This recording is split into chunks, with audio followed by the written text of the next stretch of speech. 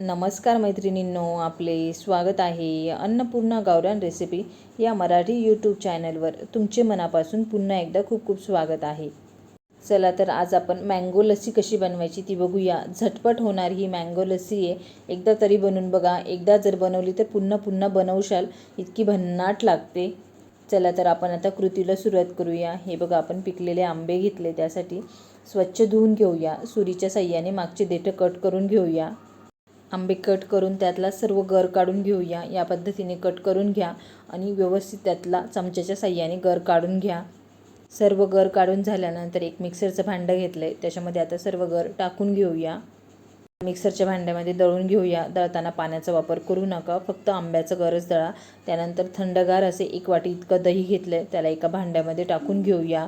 त्याच्यामध्ये आता आपण चवीनुसार साखर टाकूया. तुम्हाला कितपत गोड पाहिजे त्या अंदाजानुसार तुम्ही साखर घालू शकता.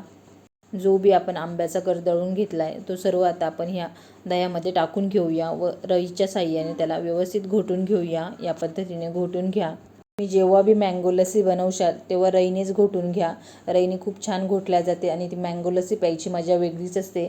या पद्धतीने घोटून घ्या. आपली सर्व मँगो लस्सी घोटून झाली आहे. आता आपण 2 काचेचे ग्लास घेतले, त्याच्यामध्ये आता टाकून घेऊया. मँगो लस्सीमध्ये तुम्ही तुमच्या आवडीनुसार ड्रायफ्रूट्स पण घालू शकता. या पद्धतीने मँगो लस्सी एकदा तरी बनवून बघा. एकदा जर बनवली तर पुन्हा पुन्हा बनवशाल. झटपट होणारी ही मँगो लस्सी आहे. त्यावर आता आपण मँगोचे तुकडे टाकूया. उन्हाळ्यामध्ये या पद्धतीने तुम्ही जर मँगो लस्सी बनवली तर खूपच छान लागते. नक्की बनवून बघा. आवडल्यास लाईक, शेअर, सबस्क्राईब नक्की करा व झटपट होणारी मँगो लस्सी एकदा तरी बनवून बघा. चला तर भेटूया अशाच एका नवीन पुढच्या रेसिपीसोबत.